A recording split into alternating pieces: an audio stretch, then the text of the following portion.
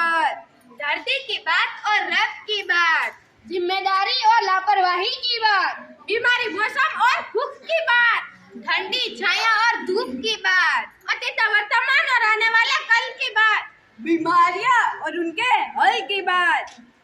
आखिर पेश करते हैं भारत का विकास खान पान के बदलाव के साथ। दवाई ले लो, दवाई ले लो, सुन मेरे भाई सुन मेरी बहनों, लेकर आया हो और बीमारी की दवाई, 3 बीमारी की दवाई उठाओ और 1 बीमारी की दवाई फ्री ले जाओ। आओ मेरे भाई, आओ मेरी बहनों, मुझे शुगर की दवाई देना ये पकड़ो शुगर की दवाई, और मुझे टेलीविजन की भी दवाई देना। टेलीविजन, अरे टीबी की।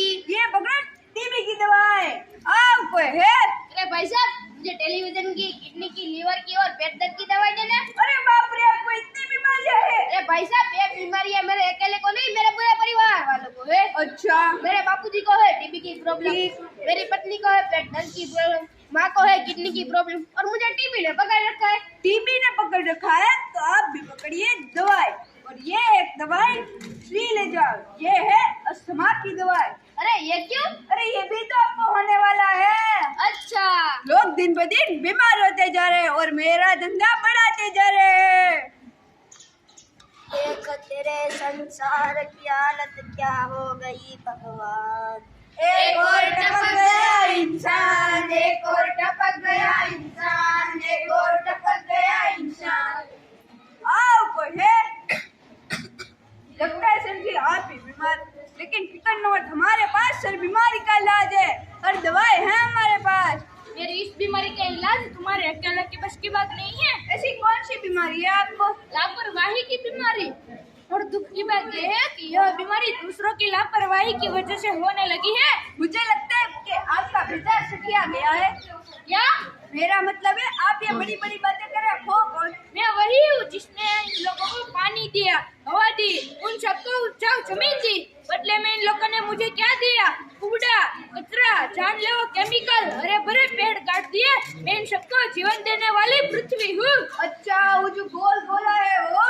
हाँ वही जो सूरज के चक्कर काटता है? हाँ। वही जिसका बहुत सारे ग्रह है? अब क्या आधार कार्ड दूँ? नहीं नहीं, मगर आपकी ऐसी हालत हुई कैसे? इन लोगों की लापरवाही की वजह से मैं धीरे धीरे बढ़ रही हूँ।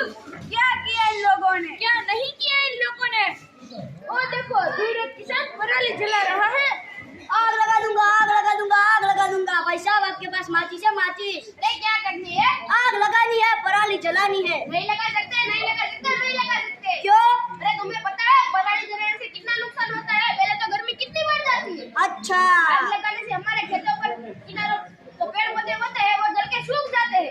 अच्छा। उसके बाद हमारे खेतों के जो कीड़े मकोड़े होते हैं, जो उपजा शक्ति को बढ़ाते हैं, वो जलकर मर जाते हैं। और तुम लोगों ने गेहूं और धान की फसल लगाकर पानी को इतना बर्बाद कर दिया है, अगर ऐसे ही चलता रहा तो पानी और धरती का तुम खा जाओगे।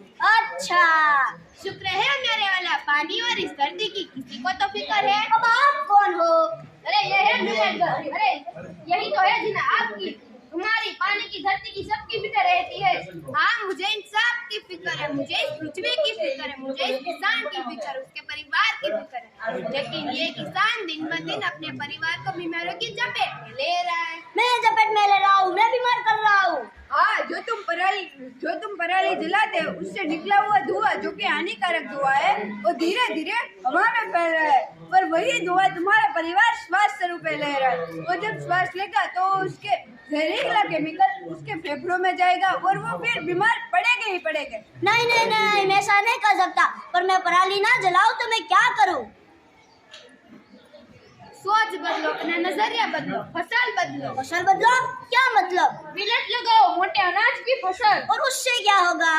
उससे होता है भाई साहब की पानी की खपत बहुत कम होगी। जैसे कि जार हो गया, उसको हम कुछ जलवायु में उगा सकते हैं। उसके लिए 45 से 100 सेंटीमीटर वर्षा की जरूरत होती है। और तुम्हें पता है सबसे अच्छी बात तो यह है कि वो रेतली मिट्टी और दोमट मिट्टी में भी अच्छी तरह से उगता है भाई साहब। अच्छा। और हाँ, इसी तरह से रागी है, अगर हम रागी की फसल लगा दें तो उसे 70 से 120 सेंटीमीटर वर्षा की जरूरत है। और ये रेतली मिट्टी, दोमट मिट्टी, काली मिट्टी, सभी तरह की मिट्टी में अच्छी तरह से बढ़ जाता है। अच्छा। और यही नहीं, बहुत सारी फसलें जैसे सेना हो गया, कागनी हो गई, गोदरा हो गया। और तुम्हें पता है गुरु नानक देव भी जी तो गोदरे की रोटी खाते थे। अच्छा। और ये फसलें तुम खाओगे तो पानी भी बचा लोगे, प्रदूषण भी नहीं होगा और तुम्हारा परिवार सुरक्षित भी रहेगा। वो तो ठीक है भाई साहब, लेकिन यह फसल खाएगा कौन? जब कोई खाएगा नहीं तो खरीदेगा कौन? जरूर खरीदेंगे, यही लोग खरीदेंगे जो स्वस्थ रहना चाहते हैं, वो खरीदेंगे, जो बीमारियों से बचे रहना चाहते हैं वो खरीदेंगे। लेकिन भाई साहब, बीमारी से बचने के लिए दवा भी तो खा सकते हैं। अरे मेरे भाई, बीपी और शुगर की हमारी दवाई खाते हैं, उनकी हालत देखिए। नहीं देखी तो आओ, मैं दिखाती हूँ। खाओ।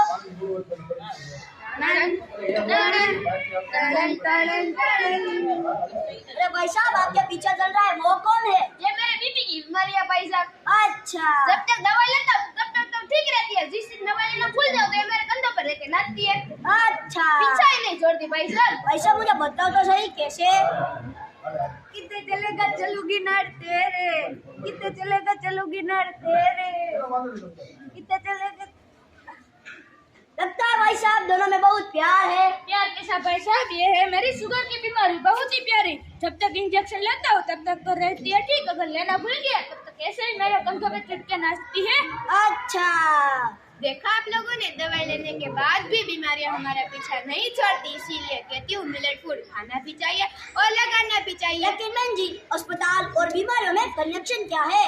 कनेक्शन ये है कि हम रोज जो अनाज खाते हैं, गेहूं और चावल, ये दोनों ही हमारे पाचन शक्ति को कमजोर कर देते हैं, जिसके कारण हमारा शरीर दिन ब दिन बीमारियों की चपेट में होते जा रहा है। हाँ, और वही हमने खाने पीने की आदत नहीं बदलेंगे तो बीमारियों से हम नहीं बच पाएंगे। और तुम्हें पता है, ये दिन ब दिन जलवायु परिवर्तन और गलत खान पान से कितने लोग बीमार हो रहे हैं, नहीं पता? मैं बताता हूँ। बात है 2016 की, जिसमें शुगर के 70 मिलियन मरीज थे और आने वाले 10 सालों में इसकी संख्या 101 मिलियन होने वाली है। और यही नहीं, बहुत सारी बीमारियां सरेआम हमारे घरों में घुस रही है। या तो फिर हम ये कह सकते हैं कि हम खुद बीमारियों को हमारे घर में इनवाइट करते हैं। आओ डायबिटीज, मुझे मौत का रास्ता दिखाओ। आओ हार्ट अटैक, मुझे मौत का रास्ता दिखाओ। लेकिन बहन जी, सभी बीमारियों की वजह क्या है? वजह है हमारा खान पान। अगर हमने खाने और जीने का तरीका नहीं बदलेंगे तो ये बीमारियां हमें ऐसे ही लगती रहेगी। तो बहन जी, हमें खाना क्या चाहिए? हमें उन अनाजों पर वापस लेना पड़ेगा जो 1960 हरित क्रांति से पहले प्रचलन थे, जिन्हें हम मोटा अनाज भी कहते थे। हाँ, हमें उन अनाजों पर वापस जाना पड़ेगा। वैसे भी चावल और गेहूं की खेती में लाखों करोड़ों लीटर पानी वेस्ट कर दिया है। सही कहा बहन जी, वैसे भी पानी की दिक्कत बहुत चल रही है। पानी की दिक्कत तो अभी शुरू हुई है, ये जमीन बंजर होने के कंगाल पर है। अगर ऐसे ही चलता रहा तो इस धरती पर तबाही तबाही होगी। अगर कुछ बचेगा तो बीमारियां, भूखमरो और सूखा। इतना बुरा होने वाला है इंसान के साथ, अभी तो और बुरा होने वाला है इंसान के